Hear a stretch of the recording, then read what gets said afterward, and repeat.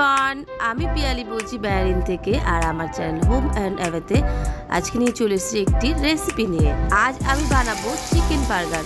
চলো তোমাদের সাথে চিকেন বার্গার রেসিপিটা শেয়ার করি। প্রথমে আমি বার্গারের জন্য চিকেন প্যাটি বানাবো।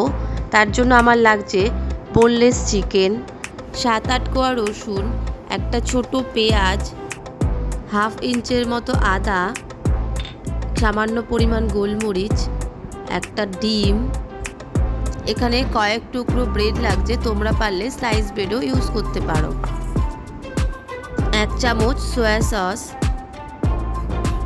1 চামচ টমেটো কেচাপ, 1 চামচ বাটার, দিয়ে দিচ্ছি এখানে মাস্টার্ড সস বা কাসুন্দি, আর দিচ্ছি 1 চামচ গরম মশলা, স্বাদ মতো নুন, আর লাগছে 2 চামচের মতো মায়োনিজ। তারপরে আমি এগুলো সমস্ত কিছু একটা মিক্সার জারে দিয়ে দিলাম। তারপরে এগুলোকে ভালো করে পেস্ট করতে হবে। এই যে হয়ে গেছে আমার পেস্টটা। এবার এদিকে নিয়ে নিচ্ছি আমি কিছুটা ব্রেড ক্রাম্ব, আর এইদিকে নিয়ে নিচ্ছি হচ্ছে কিছুটা পরিমাণ ময়দা।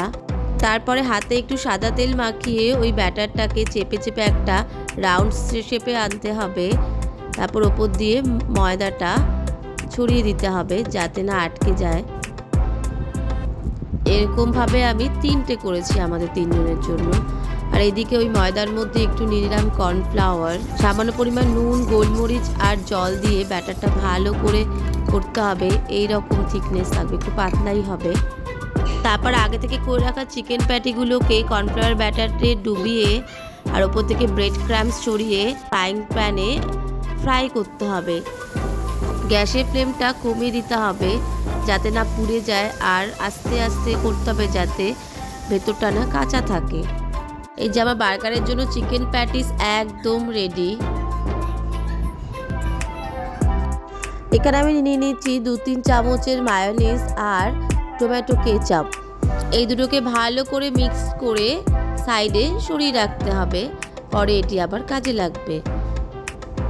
আর এদিকে আমি দিয়ে দিলাম ফ্রাইং প্যানে বাটার। আমি একটি বার্গার ব্রেডকে মাঝখান থেকে ভাগ করে নিয়েছিলাম 2 ভাগে। সেই ব্রেডগুলোই আমি এখন ফ্রাইং প্যানে দিয়ে দিলাম। খেয়াল রাখতে হবে যেন না বেশি শক্ত হয়ে যায়। এইবারে আমি বার্গারটা সাজাবো।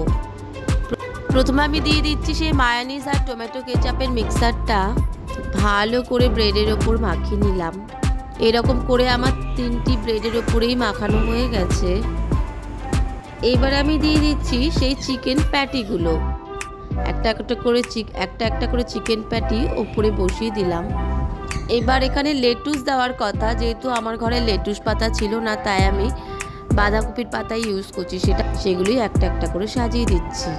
তারপরে আমি দিয়ে দিচ্ছি স্লাইস করে কাটা টমেটো। এইবার ওপরে দিয়ে দিচ্ছি রিং করে কাটা পেঁয়াজ। আমার মেয়ে আরোহী টমেটো আর ক্যাবেজ এগুলো কাঁচা খায় না, কিন্তু পেঁয়াজটা খায়, তাই ওরটাতে পেঁয়াজগুলোই শুধু দিচ্ছি। এবার আমি নিয়ে নিয়েছি মজারেলা চিজ। আমার কাছে স্লাইস চিজ ছিল না তাই আমি মজারেলা চিজই ইউজ করেছি। এইবার আমি ফ্রাইং প্যানে মজারেলা চিজটা দিয়ে তার উপর বার্গার বানের ওপরে পাটটা বসিয়ে দিলাম। তারপর এটি ফ্রাইং প্যান থেকে তুলে আমার সাজানো বার্গারের উপর বসিয়ে দিলে একদম রেডি ঘরের তৈরি চিকেন বার্গার। এইটা তোমরাও ঘরে ট্রাই করতে পারো। আর কেমন হলো প্লিজ কমেন্ট করে জানিও, আর আমার চ্যানেলটিকে সাবস্ক্রাইব করে দিও। আজকের জন্য বাই বাই।